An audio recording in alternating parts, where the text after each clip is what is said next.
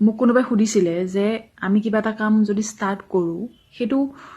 আমাৰ কাৰণে ভাল হয় বেয়া হয় বা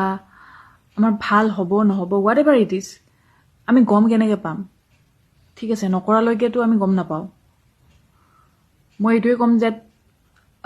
এটা গাট ফিলিং এটা থাকে দেই যেনেকৈ ধৰা আমি এজন নতুন মানুহ লগ পালে আমাৰ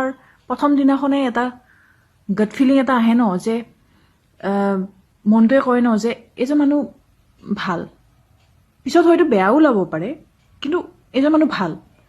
99% চান্স থাকে যে এইজন মানুহ ভাল ওলাব কিন্তু যেতিয়া এটা গাট ফিলিং আহে যে এইজন মানুহ প্ৰথম ফাৰ্ষ্ট ইম্প্ৰেশ্যনত বেয়া যেন লাগে মনৰ পৰা যে ভাল লগা নাই আনকমফৰ্টেবল ফিল কৰিছোঁ কিবা টাইপ মানে তো সেইজন সেনেকুৱাই ওলায় ন সেইজন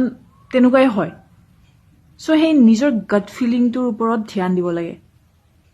যে এইটো কাম মোৰ কাৰণে ভাল